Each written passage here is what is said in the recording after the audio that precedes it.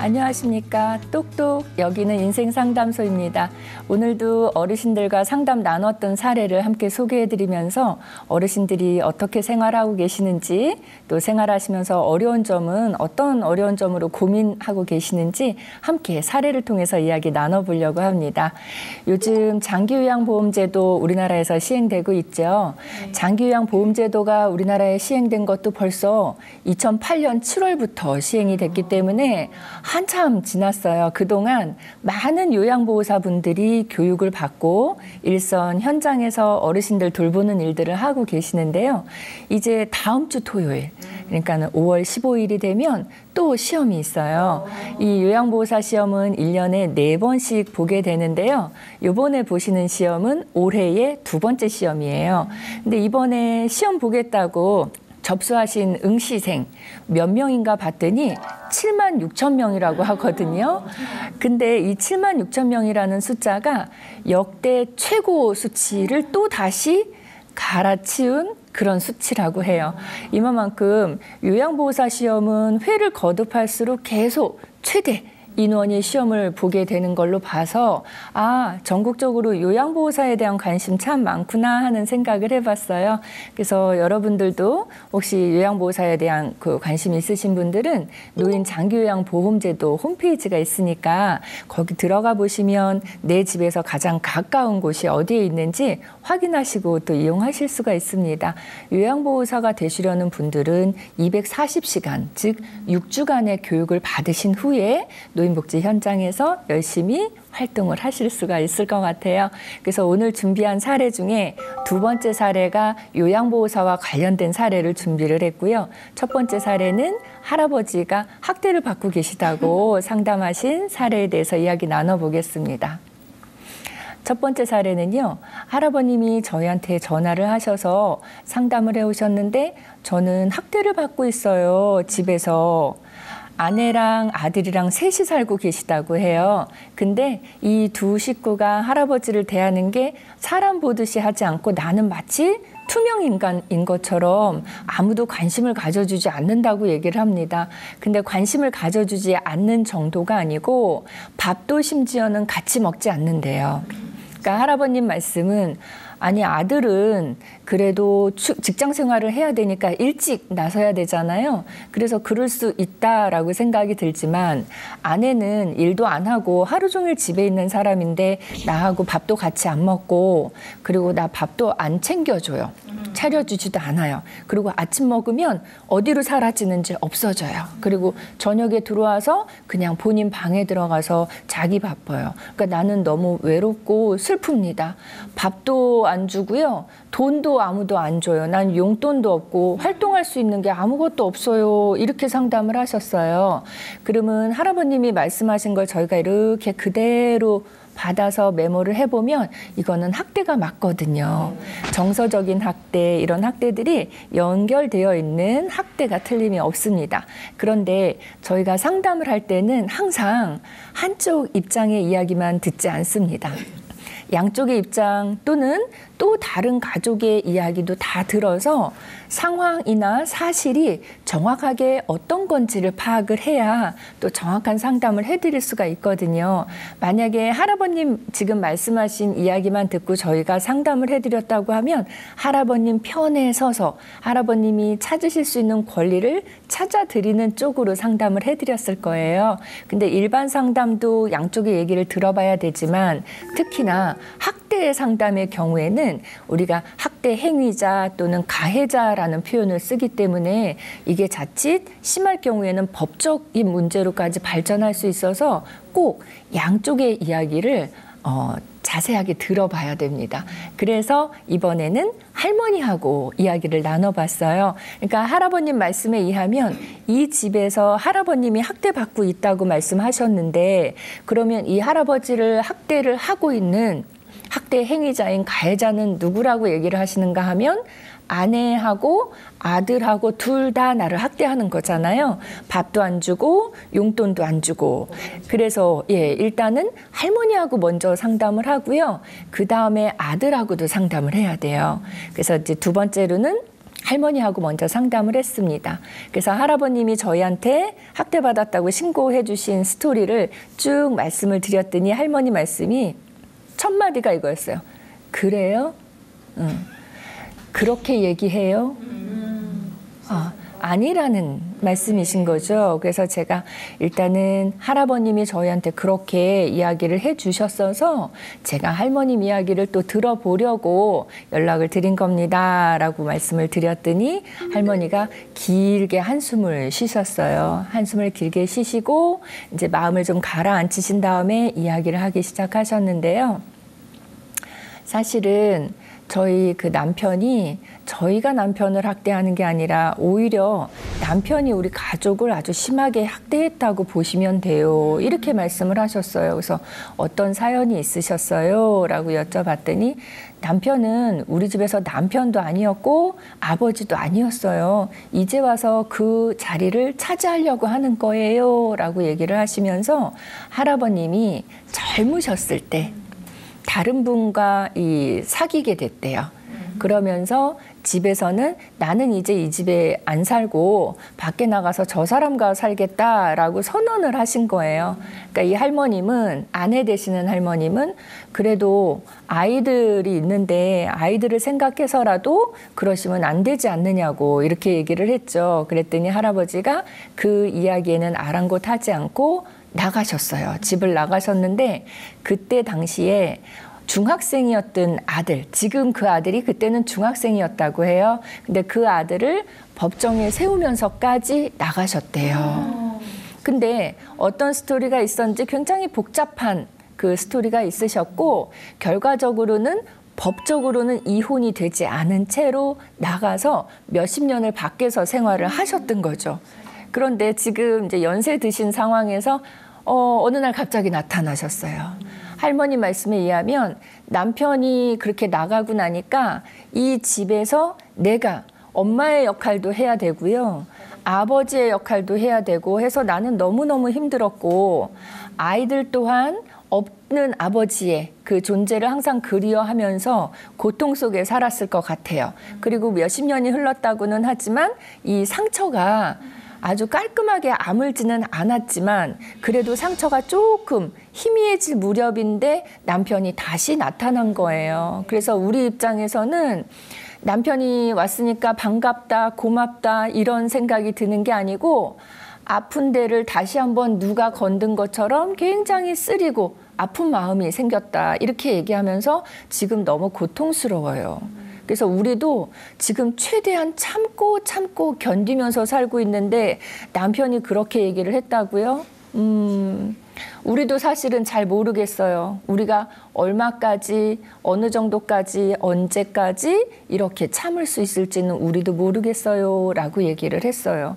그러니까 이야기를 듣고 보니까 아까는 할아버지가 측은하다고 느꼈는데 이 할머니 얘기 들어보니까 할머니도 또 굉장히 측은한 거죠. 근데 이 할아버님이 집에 다시 들어왔을 때 가족들은 고운 시선으로 바라보지 않았겠죠.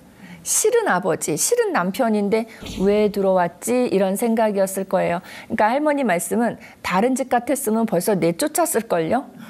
나는 그래도 내쫓지는 않고 그래도 아이들 아버지고 그래도 아직까지는 가족이라는 이름이 남아있기 때문에 내가 그냥 집에서 살도록은 해놓은 거라고 이렇게 얘기를 했어요. 근데 할아버님은 본인이 들어오시면 가족들이 이렇게 따뜻하게 밥도 해주고 또 용돈도 주고 이럴 걸 기대를 하셨던 것 같아요. 근데 할아버님 서로 이제 기대의 그 차이가 굉장히 컸던 거고 할아버님 생각대로 안 되니까 할아버지는 이 아들한테 자꾸 용돈을 달라. 나는 생활할 수 있는 돈이 없다라고 돈을 달라고 요구를 했고 아들은 그래도 할머니하고 또 다르게 아예 아버지를 쳐다보지도 않더랍니다. 그리고 이제 출근을 일찍 해버리니까 할아버지가 급기야는 어떻게 하셨냐면 아들 회사에 찾아가서 돈을 아버지한테 돈도 안 주는 자식이라고 횡패까지 부리셨다고 해요. 그러니까 이 정도 됐으면 제가 볼 때는 할아버지가 가족들을 학대하고 있는 게 아닌가 하는 그런 생각이 들었습니다. 우리 옛날에 그런 표현 기억나시죠? 왜 안방에 가서 들으면 시어머님 말이 맞고 또 부엌에 가서 들으면 며느리 말이 맞고 지금 이 사례를 통해서 보셨어도 양쪽 다 어느 한쪽이 거짓말을 하는 건 아니지만 각자 자기 입장의 이야기 위주로 하죠. 또 본인에게 불리한 이야기는 싹 빼고 이야기를 하게 됩니다. 특히 학대 상담일 경우에는 우리가 이런 파악들을 정확하게 할 필요가 있을 것 같아요. 할아버님이 제가 볼 때는 객관적으로 생각했을 때 가족들에게 참 나쁜 행동을 많이 하셨다고 생각이 들고요. 가족들에게 상처를 굉장히 큰 상처도 주셨다고 생각하는데 할아버님은 내가 뭘 잘못했는지 얼만큼 잘못했는지를 지금 인식하지 못하고 계시는 게 가장 큰 문제라고 생각이 들었습니다. 그래서 할아버님이 가족들에게 사과를 하고 용서를 비는 게 첫 번째로 하셔야 될 일이라고 생각이 들었고요. 그러면서 만약에 이 댁에서 세 분이 예전처럼 다시 살게 되려면 가족 간의 오랜 상담이 필요하지 않을까 하는 생각을 해봤습니다. 그 같이 살기 위한 첫 번째 조건으로 이제 할아버지가 용서를 구해야 된다고 말씀을 드렸고요.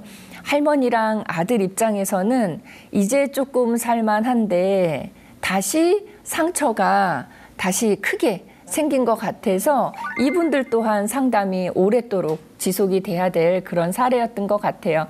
근데 문제에 대한 인식을 이 가족들이 다 각각 다르게 생각을 하고 있어서 이 문제가 지금 현재 어떠어떠하다라는 거를 가족들에게 정확하게 알려줄 필요가 있었어요. 그래서 저희가 상담 기법으로 쓰는 게 참 다양한 방법들이 있는데요. 이 댁에 어떤 기법을 썼냐면 가족 조각 기법이라는 게 있어요. 가족 조각 기법은 지금 들어보셨으면 알겠지만 말이 서로 다 다르잖아요.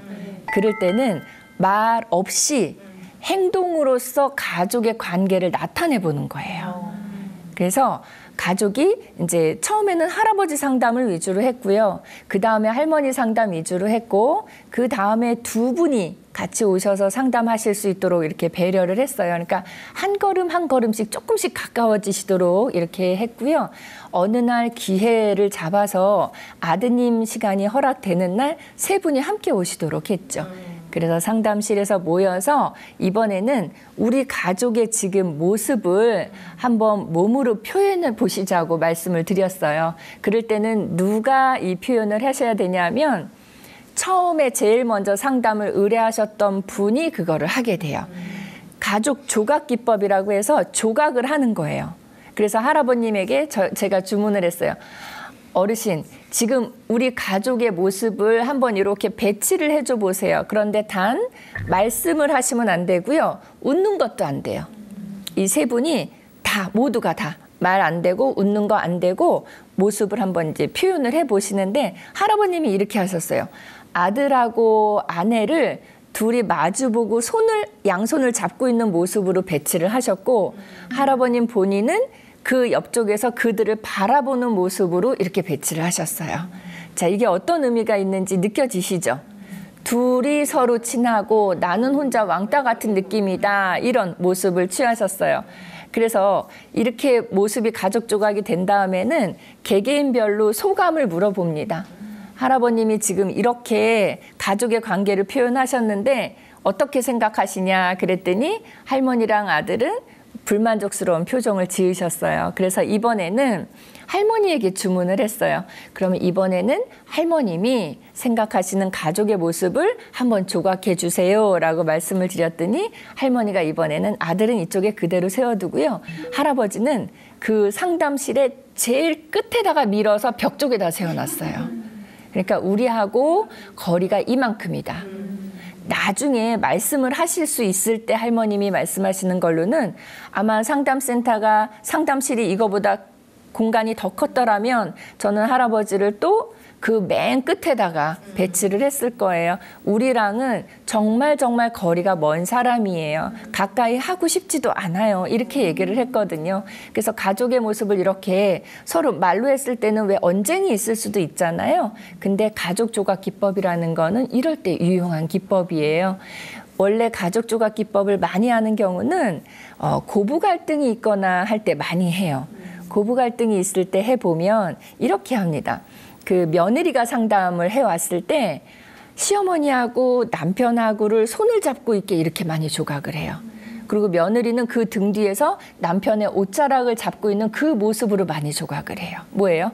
시어머니하고 남편하고 친하고 나는 결혼해서 들어왔지만 남편을 바라보는데 나를 바라봐주는 사람은 아무도 없다는 그런 표현이죠. 그래서 이런 가족 조각 기법이 가족을 상담하고 치료하는 데 많이 활용되는 그런 기법이에요. 그래서 이런 가족 조각을 할아버지 입장에서 할머니 입장에서 그리고 아들 입장에서 한 번씩 해보면서 각자가 느낀 소감들을 얘기하는 과정에서 할아버님이 저희가 아버님이 잘못하셨네요. 이거 여러 번 말씀드리는 것보다 이 모습을 통해서 할아버지가 스스로 느끼시게 된 거예요. 그래서 나중에는 가족들에게 내가 잘못한 부분에 대해서는 정식으로 사과를 하고 그 다음에는 당당하게 이렇게 뭐 챙겨줘, 나 줘, 뭐 이렇게 얘기하셨던 분이 본인이 좀 스스로 가족들을 챙기는 모습들을 보였다고 합니다. 이 사례에서 학대 사례라고 제가 처음에 말씀드렸는데요. 선생님들도 한번 생각해 보세요. 할아버지가 이렇게 얘기하세요. 어떤 지금 다른이에요. 며느리가 밥을 안 줘요. 이렇게 얘기했을 때 이 할아버지는 학대를 받는 걸까요? 학대가 아닐까요? 이게 질문이에요.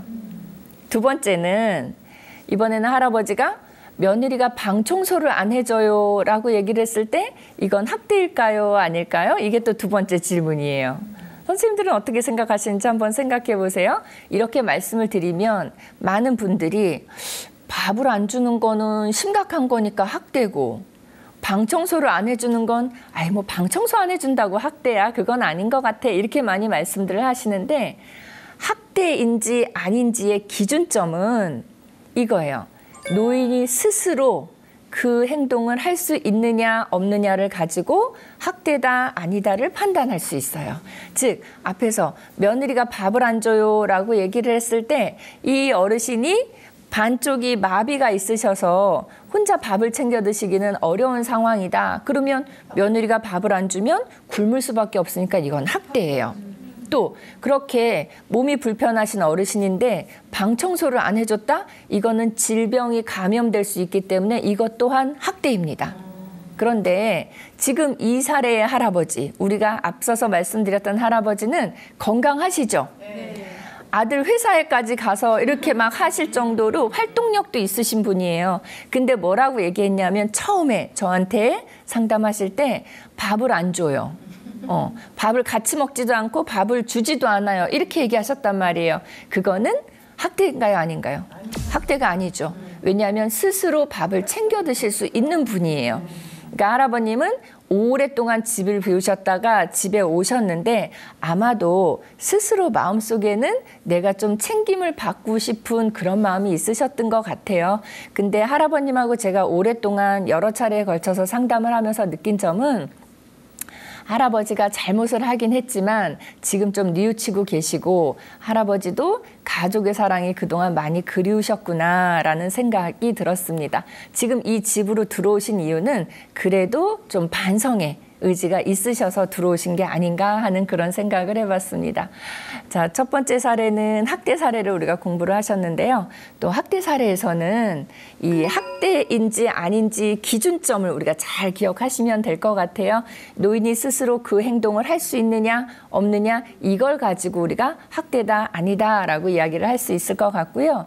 지금 이 할아버님처럼 젊은 시절에 집을 나가셨다가 몇십 년 만에 가정으로 노인이 되어서 돌아오신다는 그런 사례는 상담을 통해서 참 많이 저희가 해결을 해드렸던 것 같아요. 그래서 주위에서도 이런 사례가 있으시면 지금 말씀드린 것처럼 이렇게 좀 조언을 해주신다든가 아니면 상담센터 쪽으로 연결을 해주시면 도움이 될 것 같습니다. 자, 첫 번째 사례 이야기 들으시면서 혹시 궁금한 점 있으시면 질문하시죠. 네, 선생님. 아니 그 할아버지 얘기를 들으니까 이게 좀 열이 치밀어 오르는데요. 네. 제가 만약에 할머니였으면 그 할아버지를 안 받았을 것 같아요. 네. 어쨌든 뭐 두 분이서 화해를 하셔가지고 잘 지내신다니까 그 좋은데 할아버지가 계속 그렇게 같이 사시면서 이제 집을 안 나가실지 저는 그것도 걱정이고 또 뭐 옛말 이름 자기 벌은 뭐 못 준다고 할아버지가 다시 또 그러실 수도 있는 거 아닐지 그게 궁금하네요. 나는 네. 그 할아버지가 지금 할머니한테 진짜 반성을 하고 계신지 나 그게 제일 궁금합니다. 네. 할아버님이 오랫동안 집을 비우셨다가 들어오셨는데 이것이 진짜 모습이냐, 그렇지. 진짜 반성을 하신 모습인지 일시적으로 보여지는 모습인지 그게 이제 궁금하셨다고 하는데 그거는 일단 지켜보면서 연속 상담을 해봐야지 우리가 또 알 수 있는 부분이고요. 저는 이 사례를 하면서 조금 아쉬웠던 건 할아버님 같은 분은 어디에서 계셔도 사실 걱정이 안 되는 분이에요. 본인이 필요로 하는 거를 상담센터까지 찾아서 이렇게 상담을 하실 정도니까 괜찮으신 분인데 할머님이 참 많이 걱정이 됐어요. 안으로 이 상처나 분노가 상당하셨을 텐데 밖으로 표출을 안 하셨어요. 심지어는 남편이 몇십 년 만에 집으로 돌아왔는데도 화를 한 번도 내지 않으셨잖아요. 이건 굉장히 위험한 거라고 생각이 들고요. 할머님 같은 경우가 있으시다면 제 생각에는 화를 참지 마시고 밖으로 표출을 하신다든가 상담센터를 통해서 그 이야기를 좀 뿜어내시는 게 정신건강에 좋지 않을까 하는 그런 생각입니다.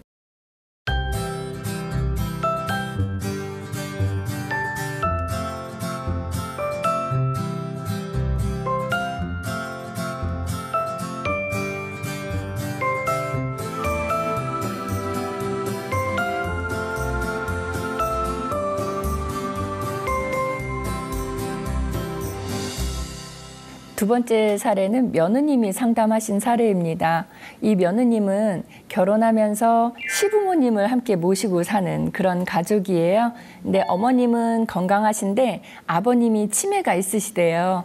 그래서 아버님을 케어하느라고 며느님이 한시도 자리를 비우지 못하는 그런 상황이죠. 치매가 조금 진행이 되신 것 같아요. 그래서 이 댁에 요양보호사가 와서 이 할아버님을 케어해드리고 있대요. 할아버님 이렇게 몸도 이렇게 관리해드리고요. 또 이런저런 이야기 나눠주면서 계시다가 가고 일주일에 한 3번 정도 방문을 해서 여러 도움을 주고 있다고 합니다. 그래서 며느리는 요양보호사가 오지 않는 시간에는 아버님한테 한시도 눈을 뗄 수가 없대요. 왜냐하면 이 아버님이 창밖으로 물건 같은 걸 던지기도 하시고요. 그리고 이렇게 더러워진 속옷을 이 옷장 깊숙이 넣어놔서 며느님이 못 찾는 경우도 많으시고 또 계속 지켜보아야 되는데 잠깐 한눈을 팔고 나면 욕실에서 비누를 들고 나와서 사탕처럼 그거를 먹고 계시는 경우도 있고 하니까 이 어르신은 돌봐드리는 데 있어서 잠시도 눈을 떼면 안 되는 분이에요. 그러다 보니까 며느님이 개인 볼일도 하나도 못 보고 집에 있다 해도 계속 아버님을 관찰하고 아버님을 따라다녀야 되는 그런 상황이죠. 그래서 피로도가 상당히 컸어요. 그래서 요양보호사분이 일주일에 3번씩 오시는데 이 요양보호사가 오는 날은 며느님이 너무 마음이 편안하신 거죠. 그리고 밀렸던 못했던 개인적인 볼일을 보러 얼른 밖에 나갔다 오기도 하고 그렇게 생활을 했대요. 그래서 아버님도 요양보호사에 대해서 참 고마움을 많이 느끼고 계시고 며느리도 요양보호사에 대해서 참 고마운 분이다. 요양보호사분 없었으면 나는 어떻게 됐을지 참 생각하기도 싫어 이렇게 생각할 정도였대요. 그래서 그날도 요양보호사가 이제 오셔서 아버님을 이렇게 돌봐드리고 있어서 며느리가 밖에 나가서 개인 볼일을 보고 들어왔다고 합니다. 근데 들어와서 이렇게 봤는데 아버님이 요양보호사에게 뭔가 쥐어주더래요. 그래서 이렇게 하고 멀리서 자세히 봤더니 돈을 주고 계셨대요. 근데 그 돈이 약 한 10만 원 정도 되어 보였다고 얘기를 해요. 근데 며느리는 전혀 그런 생각을 안 했는데 그런 장면을 갑자기 보게 돼서 당황했죠. 그래서 어떻게 해야 될까 생각이 정리가 안 되니까 일단은 못 본 척 했다고 합니다. 그래서 못 본 척하고 이제 넘어갔대요. 근데 그 다음번에 또 얼마간의 시간이 지난 다음에 외출했다 돌아오는 길에 또 그 장면을 목격을 한 거예요. 아버님이 요양보호사에게 돈을 주는 걸 또 보신 거예요. 그래서 이번에는 며느리 생각이 더 복잡해졌어요. 어떻게 하지? 지난번에는 보고 그냥 못 본 척 눈 감아 드렸는데 이번에는 얘기를 좀 해야 되지 않을까 이런 생각이 들었던 거예요. 그래서 요양보호사가 이제 일을 마치고 나서 차 한잔 하시자고 하면서 이야기를 꺼냈대요. 좀 이제 며느리도 그동안 요양보호사가 이 집에 오랫동안 왔고 고마움을 늘 느꼈던 관계이기 때문에 말을 꺼내기가 참 이게 쉽지가 않더래요. 그래서 이제 말을 꺼냈죠. 그래서 사실은 제가 아버님이 돈을 주시는 걸 봤다고, 그래서 그것 때문에 사실 놀랐다고 이렇게 얘기를 했더니 요양보호사가 그 얘기를 듣고 깜짝 놀라면서 제가 달라 그런 거 아니에요. 이렇게 얘기를 하더래요. 그렇죠? 요양보호사 입장에서는 정말 본인이 달라 그런 거 아닌데 가족이 이렇게 불러서 얘기하자 그러고 정식으로 얘기를 하니까 내가 마치 뭐 잘못해서 이렇게 얘기를 듣는 것 같으니까 너무 놀라서 제가 돈 달라 그런 거 아닌데요. 라고 얘기를 했어요. 근데 며느리도 안 돼요. 그래서 이렇게 얘기했대요. 저도 알아요. 선생님이 돈을 달라 그런 거 아니고 우리 아버님이 주셨을 것 같아요. 근데 우리 아버님이 치매시잖아요.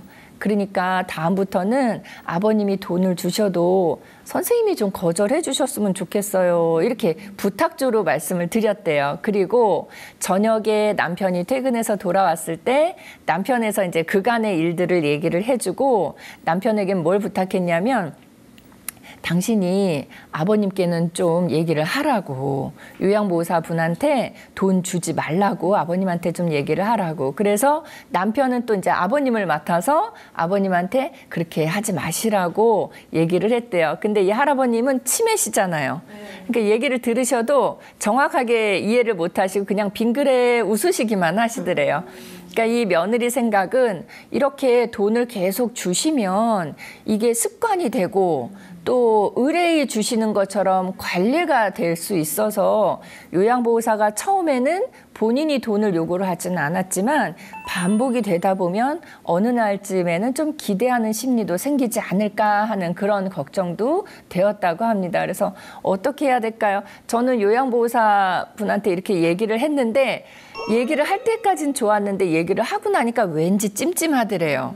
다음부터 우리 아버님한테 좀 소홀히 돼야 하는 건 아닌가 이런 걱정도 되고 좀 찜찜한 마음이 들었습니다. 라고 그렇게 상담을 하셨거든요. 근데 제가 볼 때는 말씀하시길 잘하신 거예요.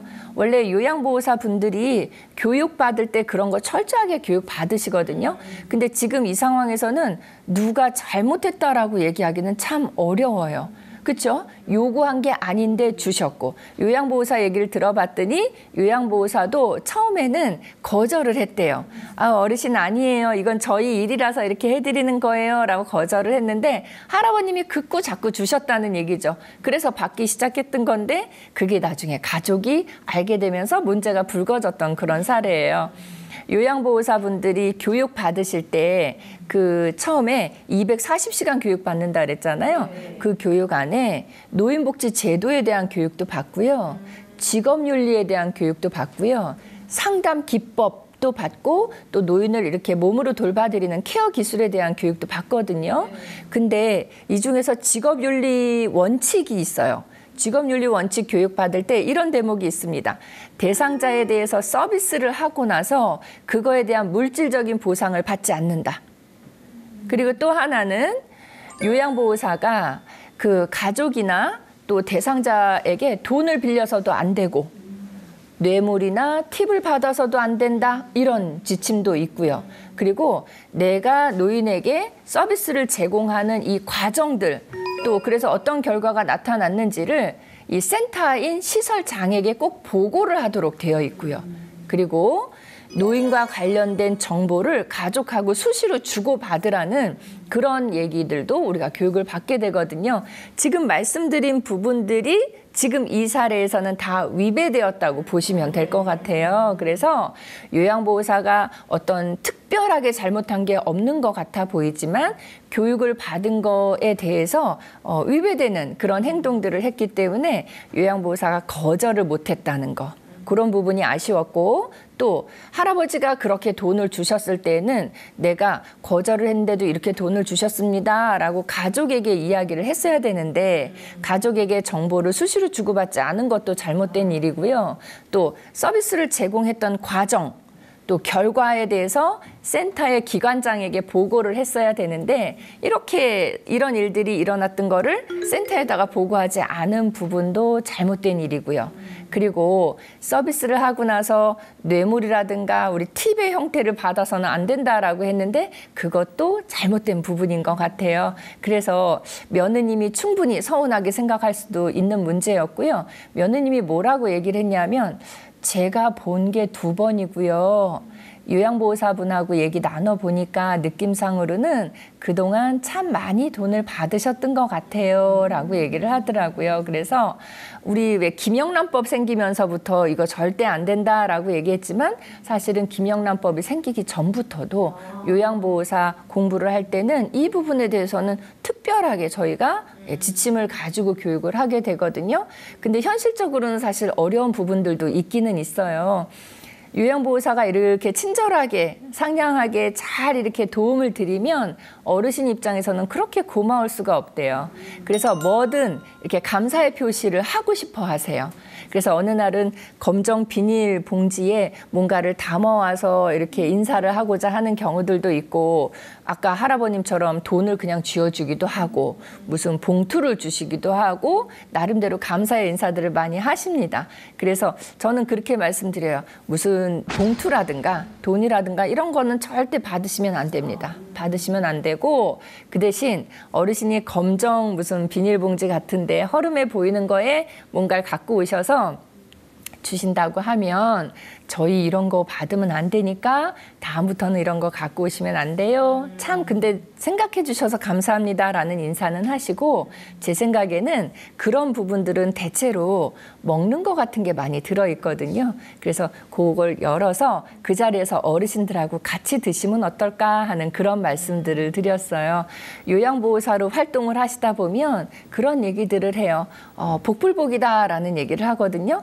요양보호사도 가족을 잘 만나야 되고 가족 입장에서도 요양보호사를 잘 만나야 되고 그래서 서로 잘 맞는 경우에는 오랫동안 그분하고만 일을 하시는 경우들을 볼 수가 있어요. 이댁의 할아버님은 치매가 있으셔서 사실 대소변을 못 가리시는 분은 아니기 때문에 이 요양보호사가 이댁에 가서 제일 많이 하는 일은 뭔가요? 했더니 이야기 나눠 드리는 게 제일 많이 하는 이야기고 할아버님이 밖에 나가고 싶어 하실 때 같이 이렇게 다녀오는 게 제일 많이 하는 일이래요. 그래서 제가 생각할 때도 그것만 해줘도 가족 입장에서는 굉장히 큰 일이 아닐까 싶어요. 그리고 이 며느리도 요양보호사한테 그 얘기를 꺼내기는 했지만 평소에 고마운 마음을 굉장히 크게 갖고 계시더라고요. 그래서 가족 입장에서는 하루에 요양보호사가 할아버님하고 산책 한 2번 해주시고 그리고 거실에 앉아서 이야기 나눠주고 하면 그 시간 동안은 온전히 내 시간으로 쓸 수 있지 않을까 하는 그런 생각이 들었어요. 그리고 저는 또 하나 조금 궁금했던 게 할아버님이 요양보호사한테 돈을 계속 주고 계셨잖아요. 근데 할머님이 그 집에 계시죠. 며느님보다 할머님은 할아버지하고 더 가까운 위치에 계시기 때문에 제가 볼 때는 할머님은 이 사실을 알고 계셨을 것 같거든요. 근데 할머님이 그거를 눈 감아 주셨다는 거는 할머님 생각에도 이 요양보호사가 우리 어르신한테 할아버지한테 굉장히 잘하기 때문에 저 정도의 수고료 또 답례는 또 받아도 될 것 같아 라고 심정적으로 생각하셨을 것 같아요. 그러나 가족들이 고맙게 고마움을 표현하시는 거는 가족이 할 수 있는 일들이었지만 요양보호사 입장에서는 이거를 정중하게 또 부드러운 어조로 거절도 할 수 있었어야 되지 않을까 하는 그런 생각들입니다. 또 반대로 어느 댁은 요양보호사가 가면은요, 이날 요양보호사가 와서 해야 될 일을 저기 문 앞에서부터 여기까지 쭉 줄지어 놓는 그런 집도 있으시대요.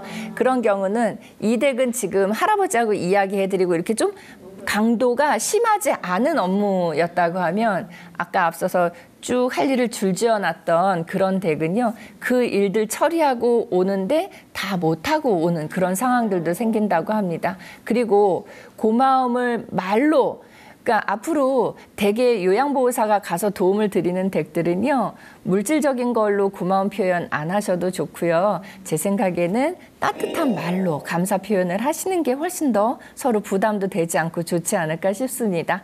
어느 댁은 요양보호사가 도와드리러 가는데 그 댁의 어르신이 굉장히 요양보호사에게 나쁘게 대접을 하는 경우들이 있어요. 뭔가 질문을 해서 대답을 하면 그 대답을 한 거 가지고 그날 돌아올 때까지 하루 종일 계속 괴롭힌대요.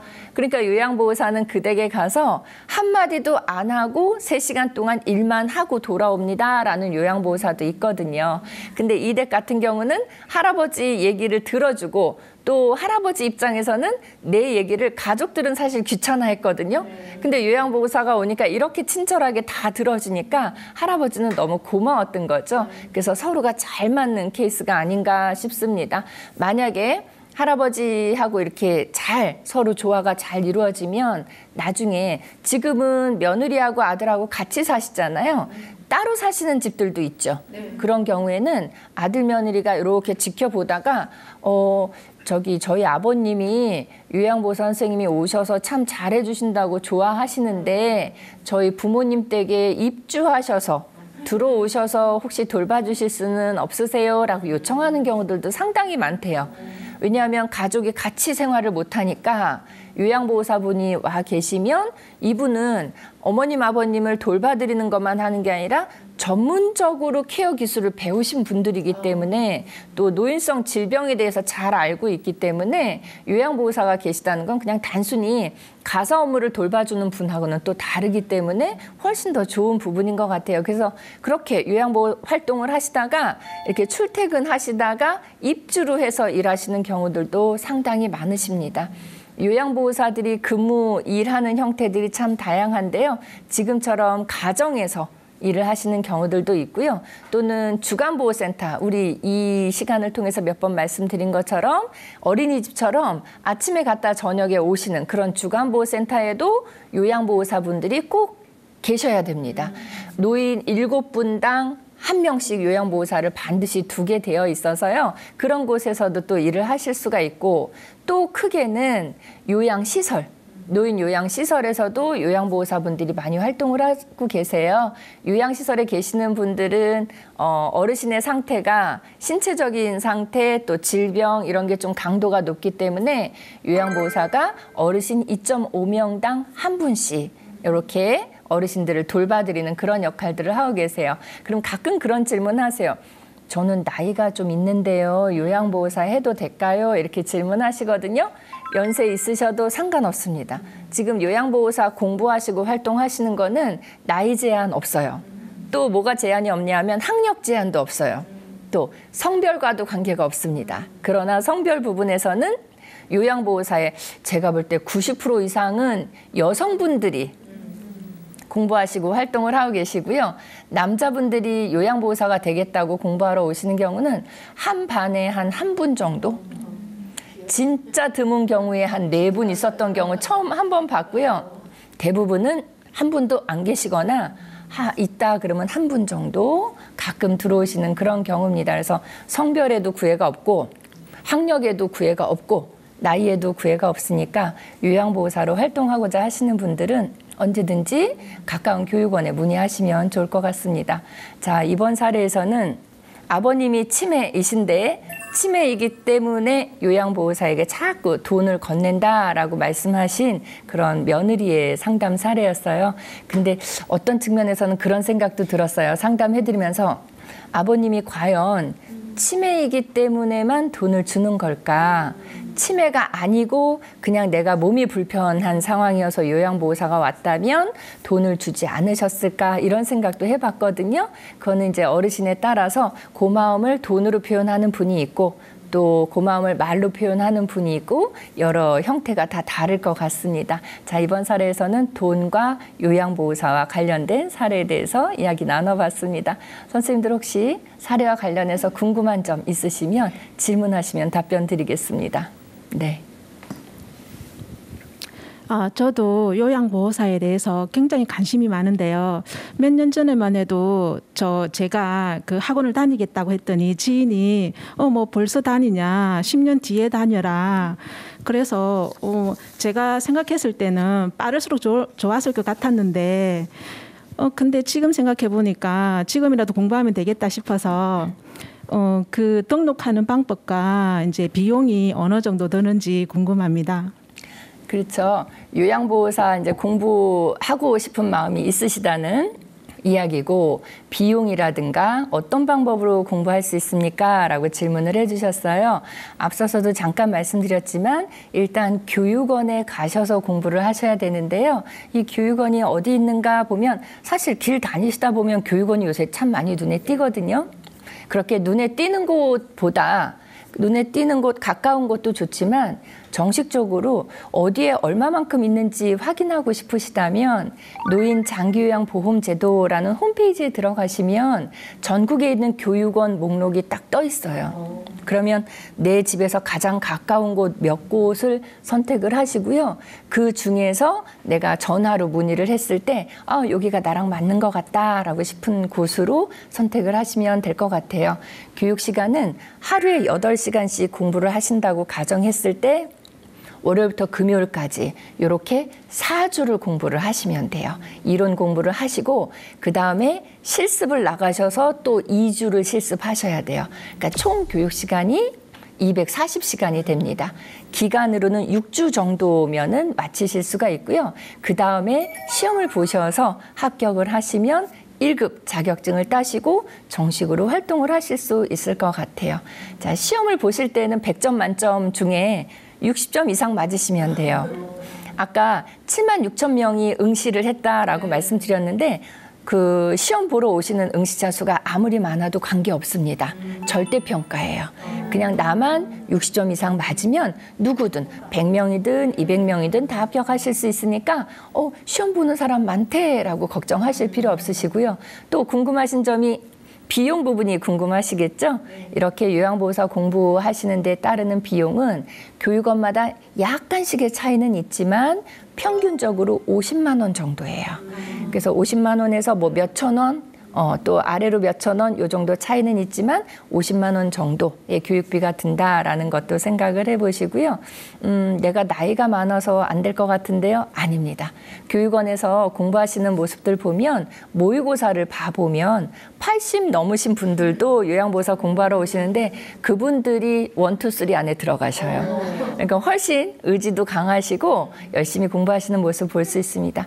교육원 숫자가 적지 않고 일단은 많기 때문에 많은 분들이 요양보호사에 대해서 관심 있고 공부하기를 원하신다면 쉽게 바로 시작하실 수 있을 것 같고, 만약에 이 방송을 보시고 나도 요양보호사 공부해야 되겠다라고 해서 지금 시작하신다면 다음번 시험은 8월 초에 있는 시험에 응시하실 수 있을 거라고 생각됩니다.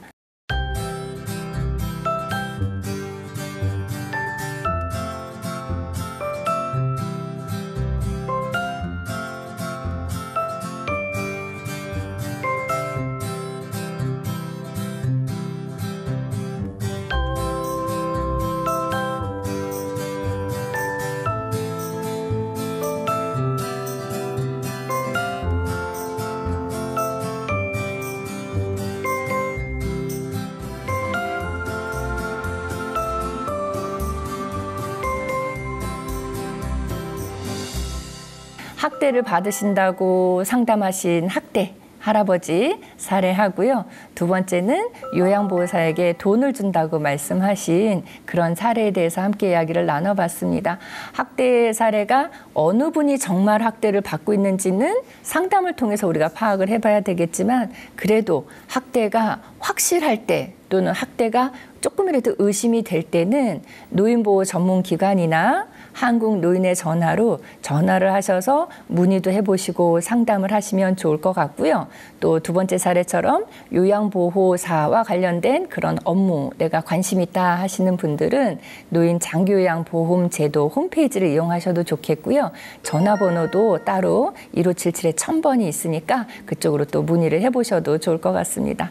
오늘도 이렇게 노인과 관련된 이야기, 또 노인과 가족과 또 노인을 돌봐주시는 요양보호사의 이야기까지 함께 나눠봤습니다. 다음 주에는 또 다른 이야기를, 사례를 제가 정리를 해서 함께 찾아뵙도록 하겠습니다. 오늘 감사합니다.